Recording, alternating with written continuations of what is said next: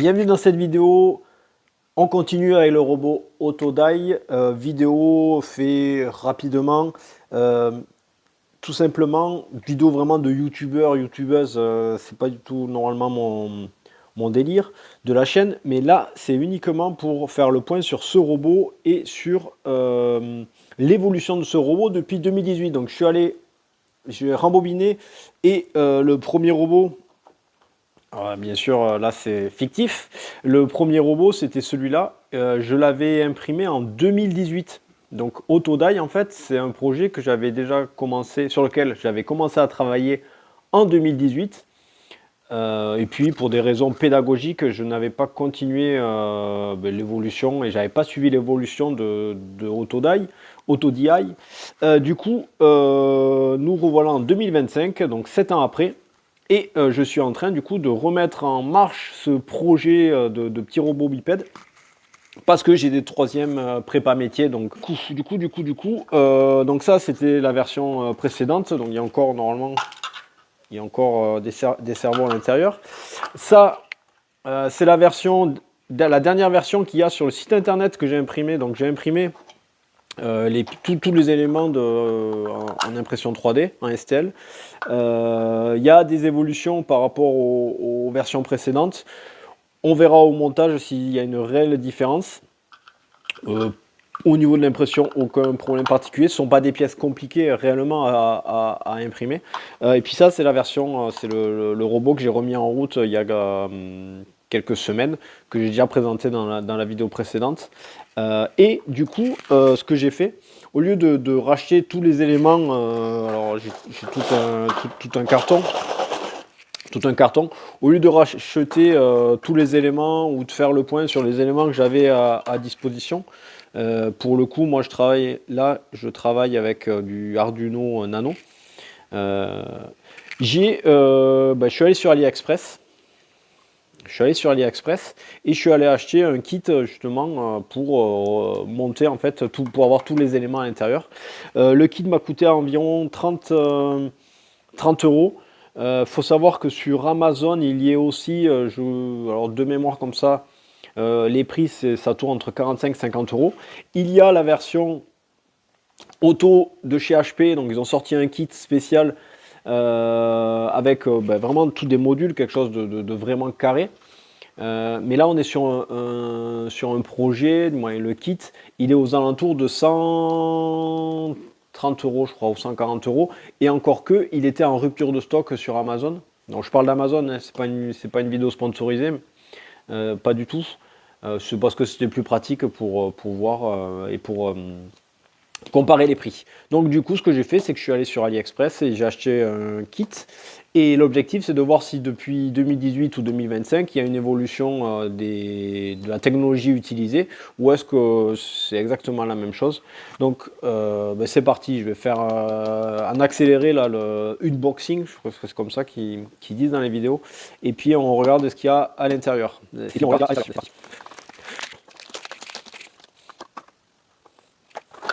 Ok, alors c'est parti. Au niveau des éléments, les servomoteurs, bon ok, je pense que c'est quasiment les mêmes. Micro servo 9G. Hop, moi j'avais ça. Bon, c'est les mêmes. Il n'y a que la couleur qui change. Je pensais que ces servos n'étaient qu'en bleu. Bon là voilà, des servos normalement je dois en avoir 4. 1, 2, 3. Allez, on se pousse. Hop. 1, 2, 3. Hop, 4. Ok, donc j'ai les 4 cerveaux. Je ferai sûrement un tableau Excel. Je vais essayer de... toujours pareil, je vais prendre Amazon. Je vais faire comme si j'achetais les éléments sur Amazon en France, pour voir s'il y a une réelle différence de prix entre acheter les éléments à part pour créer un robot, ou est-ce que l'achat de ce kit est vraiment intéressant d'un point de vue tarifaire. On a les yeux, le capteur ultrason. Donc ça c'est bon, ça n'a pas changé. Le buzzer et le one-off, ça n'a pas changé. Alors le buzzer, bon ça pareil, hein, ça n'a pas changé la technologie. Alors ça, Ben, des fils. Bon, ça pareil. À voir, j'avais ça en stock.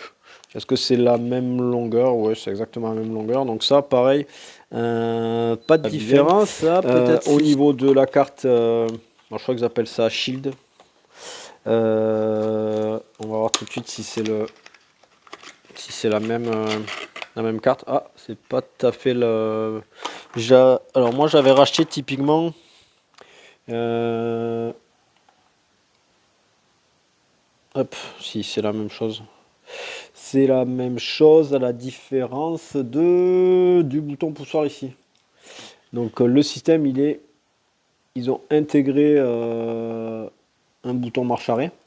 Bon, pourquoi pas. Euh, et Ça, sinon, ça. voilà, la carte, donc le cerveau, le cœur de la bête, le, ouais, le cerveau ne veut pas venir. Allez, hop, c'est parti. Ok. Bon, j'ai aucune compétence pour vous dire si c'est mieux ou si c'est moins bien. En tout cas, c'est bien emballé. Une petite mousse. Je sais pas si ça vous fait une belle jambe. Mais... au niveau de la carte, alors je sais pas. Alors pareil, si vous avez alors peut-être c'est moins cher parce que peut-être c'est pas le. Moi j'ai du. Là ici pour le coup j'ai du vrai nano de chez Arduino. Je pensais que c'est de chez Arduino. Nano. Par contre, là, j'ai une autre marque. Qu'est-ce qu'il y a marqué? K-Studio. Et si je dis pas de bêtises, c'est.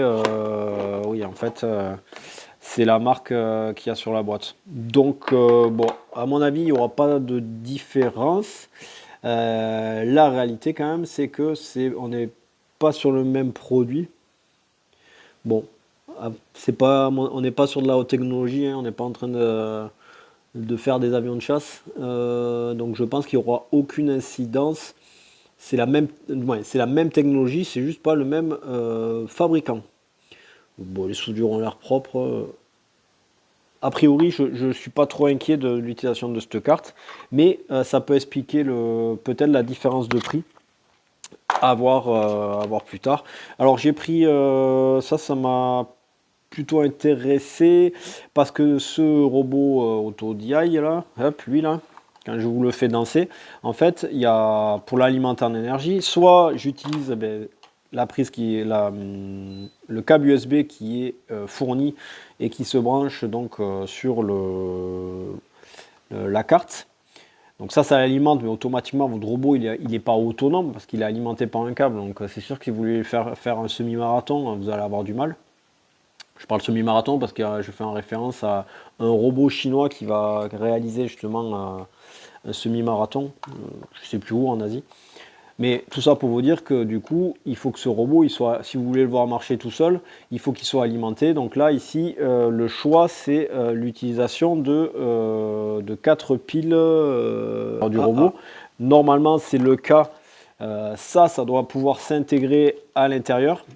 Par expérience, donc si on revient 7 ans en arrière, il y avait une vraie difficulté à faire rentrer justement les piles à l'intérieur. Et le robot, alors ça marchait, mais du coup, il fallait faire attention. Il y avait des câbles qui se détachaient. Pour continuer cette petite histoire, dans les versions, alors je crois que c'est version 13 qu'il y a sur le site internet, quand vous récupérez les fichiers STL, là, typiquement, en fait, vous voyez, on voit un emplacement carré. Donc, à mon avis, alors je suis pas allé voir, je suis pas allé fouiller dans les forums. Je vous cache pas que j'ai autre chose à faire que. Mais à mon avis, il y a quelqu'un qui a eu la bonne idée en fait de faire un emplacement. Vous faites rentrer votre pile et vous alimentez par derrière. J'espère que vous comprenez.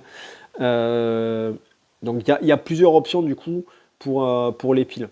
Il y a soit j'intègre ça à l'intérieur, soit il y a le concept en fait d'alimenter avec un fil qui sera à l'extérieur. Bon, à voir. À voir. Pour continuer sur l'impression des blocs, Dans l'évolution alors c'est où que je l'ai mis? Dans l'évolution, il y a vraiment une amélioration par rapport en 2018. Ceux qui ont créé les fichiers STL, ils ont amélioré en fait les passages de câbles des servomoteurs.